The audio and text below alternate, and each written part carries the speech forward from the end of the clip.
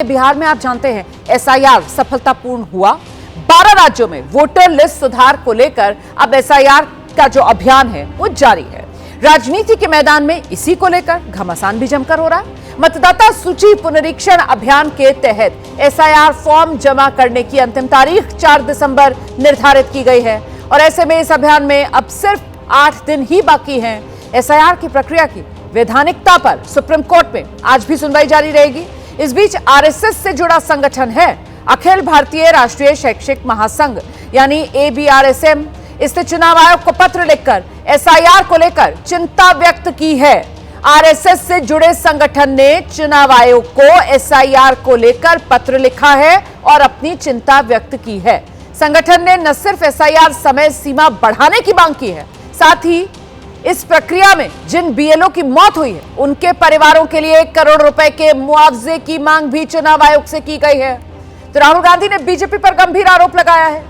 BJP अपनी मनमाफिक voter list तैयार करवा रही है। इसके अलावा बीएलओस की मौत के बाद अखिलेश यादव भी चुनाव आयोग और बीजेपी पर हमलावर हैं।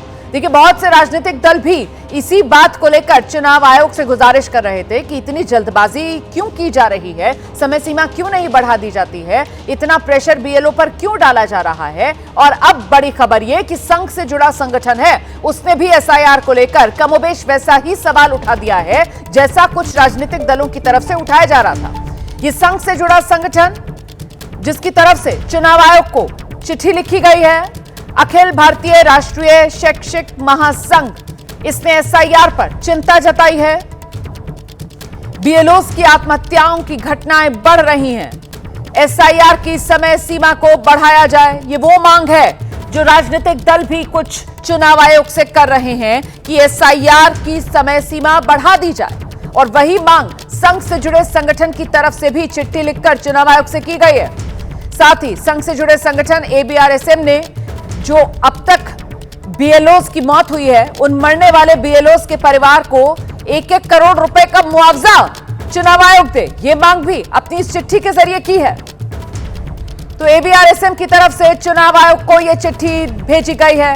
संघ से जुड़ा हुआ यह संगठन है जिसने एसआईआर को लेकर चुनाव आयोग पर एक तरीके से सवाल ही कहा जाएगा जो खड़ा कर दिया है। इस प्रक्रिया में इतनी जल्दबाजी क्यों? और ये वो सवाल है जो कुछ राजनीतिक दलों की तरफ से भी तो पूछा जा रहा था ना कि आखिरकार इतनी जल्दबाजी क्यों है, समय सीमा जो है वो क्यों नहीं बढ़ा दी जाती है चुनाव आयोग की तरफ से। ठीक है, पश्चिम बंगाल में तो चुनाव होने हैं, लेकिन बहुत से ऐसे राज्य हैं जहां पर अभी चुनाव नहीं होने हैं, तो वहां पर तो कम से कम समय सीमा बढ़ाई जा सकती है। ये वो मांग है जो कई अलग अलग कोनों से की जा रही थी और अब संघ से जुड़े संगठन की तरफ से भी चुनाव आयोग को चिट्ठी लिखकर यह मांग दोहराई गई है। संघ से जुड़ा अखिल भारतीय राष्ट्रीय शैक्षिक महासंघ चुनाव आयोग को लिखे पत्र में कई मांगे सामने रखी हैं, एक एक करके जान लीजिए आप। इसमें कहा गया है एसआईआर कार्य की अंतिम तिथि को पर्याप्त आगे तक बढ़ाया जाए, वही वक्त बढ़ाने की मांग जो प्रमुख मांग है। मरने वाले बीएलओस के परिवार को 1-1 करोड़ रुपए मुआवजा दिया जाए। बीएलओस की मौत के मामले की उच्च स्तरीय जांच कर दोषियों पर कार्रवाई हो। तकनीकी त्रुटियों और संसाधनों की कमी को दूर किया जाए, ये मांग भी की गई है। अधिकारियों को बीएलओस को धमकी और प्रताड़ित न करने के स्पष्ट निर्देश दिए जाएं। ये कहा जा रहा है कि बीएलओस बहुत ज्यादा दबाव में काम कर रहे हैं। जो स्थानीय प्रशासन है वो बीएलओस जो टारगेट मीट नहीं कर पा रहे उन पर दबाव बनाता है और इसी वजह से, इसी दबाव के चलते कई बीएलओस खुद या तो अपनी जान ले रहे हैं या फिर ये दबाव उनके लिए जानलेवा साबित हो रहा है। ऐसे में जो चिट्ठी संघ से जुड़े संगठन की तरफ से लिखी गई है, इसमें साफ तौर पर बीएलओ शिक्षकों को चुनौतियों के हिसाब से अतिरिक्त मानदेय दिया जाए, ये मांग भी रखी गई है। दुर्गम और दूरस्थ इलाकों में अतिरिक्त बीएलओस की तैनाती की जाए, ये मांग भी रखी गई है।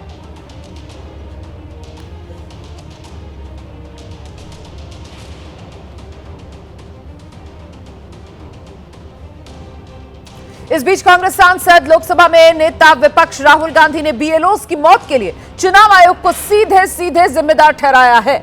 राहुल गांधी ने सोशल मीडिया पर पोस्ट किया। राहुल गांधी ने अपनी पोस्ट में लिखा, ओबीसी वोटरों के नाम काटो वरना नौकरी चली जाएगी।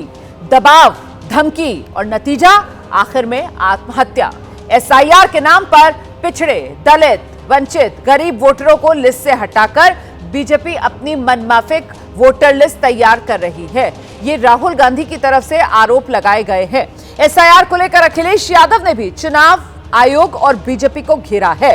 अखिलेश यादव की तरफ से कहा गया है कि एसआईआर के बहाने करोड़ों लोगों को मताधिकार से वंचित करना चाहते हैं। एक तरफ अखिलेश यादव एसआईआर पर सवाल उठा रहे हैं और देखिए दूसरी तरफ बीजेपी है और बीजेपी कह रही है कि फर्जी मतदाताओं की पहचान नहीं होना ये तो लोकतंत्र के लिए खतरा होगा ना।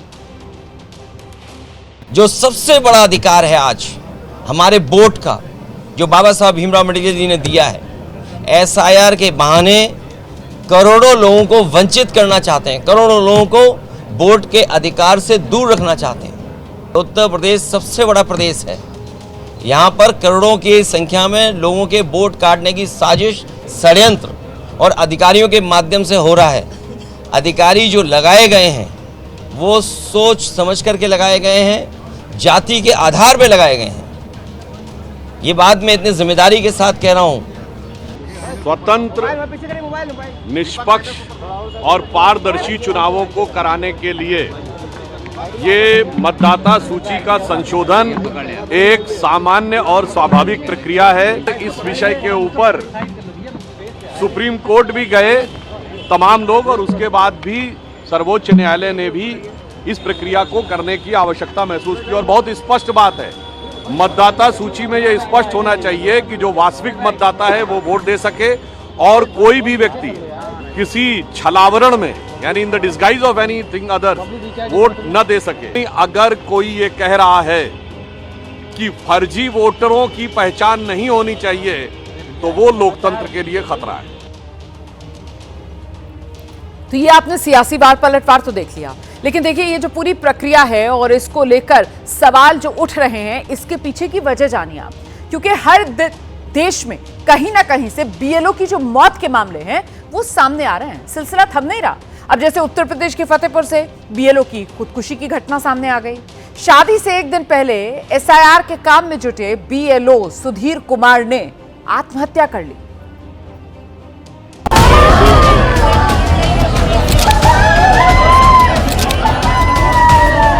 इतना सामान हमको देना था, ये सब पैक रखा हुआ। ये नया ब्यूटी पार्लर के देखो केवल रिपीट है 21 तारीख फांसी लगा लिया अचानक सुबह। अब इनके ऊपर कोई दबाव रहा होगा, ऐसे कैसे लगा लेते, नहीं हमसे बातचीत न होती। उनको हमें बहुत दबाव डाले, काम और घर में शादी है, हम बोले कि उनसे छुट्टी ले लो लेकिन छुट्टी नहीं मिली। इस पिता का दर्द सुनकर आपके आंसू पलकों का दायरा तोड़ देंगे। सोचिए उस बेटी के पिता पर क्या गुजर रही होगी जिसकी बेटी की शादी होने वाली हो और शादी से एक दिन पहले उसका दूल्हा खुदकुशी कर ले।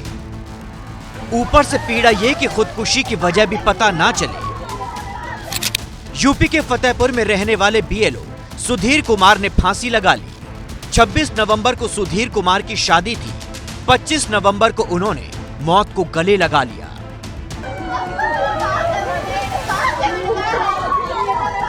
सुधीर कुमार लेखपाल के पद पर तैनात थे और उत्तर प्रदेश में जारी एसआईआर की प्रक्रिया में बीएलओ की ड्यूटी कर रहे थे। बेटी का होने वाला दूल्हा दुनिया से चला गया तो पिता जैसे सुध बुध खो बैठे। अब बेटी की शादी को लेकर की गई तैयारियों के बिल दिखा रहे हैं, दहेज के सामान गिना रहे हैं। ठीक है, दिखा दीजिए ऐसे। हाँ, ये दहेज का पर्चा है, जितना सामान हमको देना था ये सब पैक रखा हुआ है। नया ब्यूटी पार्लर के देखो केवल रिपीट है 21 तारीख बात नहीं कर, मैं इस मुझसे काम है बहुत काम का प्रेशर है, कोई समय पे नहीं बात कर पा रहे, काम का ड्यूटी का। अब शादी की शहनाई वाले घर में मौत का शोर है। बारातियों की जगह वर्दी वाले चक्कर लगा रहे हैं। मृतक के परिजनों का आरोप है कि सुधीर ने शादी के लिए छुट्टी मांगी थी, लेकिन छुट्टी के बदले एसडीएम की तरफ से धमकी दी गई। एसआईआर फॉर्म भरवाने का दबाव डाला गया। कहा गया नौकरी करनी है तो करो वरना निलंबित कर देंगे। आरोप ये भी है कि कानूनगो शिवराम ने घर पर जाकर सुधीर को धमकाया, कहा कि जाकर नौकरी करो। कानूनगो की तरफ से सुधीर के भाई को एक पेपर दिया गया। परिवार के मुताबिक इस पेपर को देखकर सुधीर डिप्रेशन में आ गए और कमरे में जाकर फांसी लगा ली। इतने कम समय में इतना काम ज्यादा लेने का जो तुगलकी फरमान चल रहा है, इसके चलते मानसिक रूप से प्रताड़ित होने के कारण ये सुधीर लेखपाल ने आत्महत्या किया है। अब प्रशासन ने परिवार को आश्वासन दिया है कि मामले की जांच की जाएगी और परिवार के साथ इंसाफ होगा। लेकिन क्या इससे उस लड़की का दर्द कम होगा जिसकी शादी होने वाली थी? उस पिता की पीड़ा कम होगी जिसकी बेटी की शादी का सपना टूट गया? क्या चुनाव आयोग बीएलओ की मौत पर कोई जवाब देगा?